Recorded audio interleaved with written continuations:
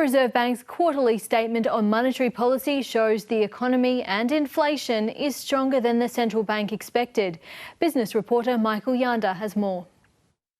So the inflation forecast was the critical one, increased by 0.6 of a percentage point, which is quite a lot to have inflation at 4.5% still at the end of this year. That's both the Reserve Bank's preferred core measure and the headline measure, and still at 3.9% by the middle of next year, again for the core measure an upgrade of 0.6, and that's why they raised interest rates, because they don't want to leave inflation that high for that long.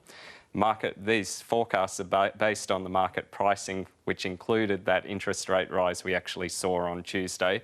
And even with that interest rate rise, the forecast still only had inflation coming just within the top of the target by the end of 2025. So you can see why the Reserve Bank felt it had to put through that rate rise. And that's despite household consumption forecasts being downgraded. So the inflation's coming from better than expected economic growth, but that's all off the back of business investment, government investment. It's not off the back of household spending. And I believe the RBA had quite a bit to say about how population growth and increasing migration is affecting the inflation story. Yeah, it's quite stunning really that the household consumption forecast is so weak and downgraded again to just 1.1% over the year to December, considering that population grew 2.8% over the year to September, which is a record for working age population increase in records that go all the way back to the end of the 70s.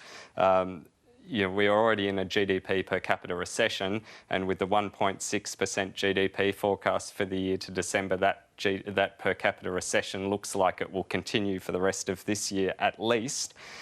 More people, of course, means more demand in the economy, and the Reserve Bank said that does mean businesses are facing less pressure to cut prices. So even though individually we're all cutting back on our spending, because there are more people, that's making up the shortfall and allowing businesses to keep prices higher.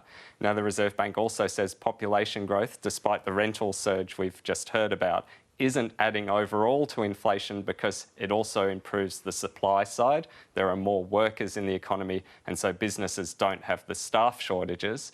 But what that means, in effect, is that households are completely paying the price for reducing inflation, because businesses can still maintain their profits. They've got access to workers. They're not having to increase wages, and it's a further push down in consumer spending that's causing inflation to get back to target. Well, we've seen 13 rate rises in 19 months. Did the RBA give any indication as to the outlook for interest rates briefly?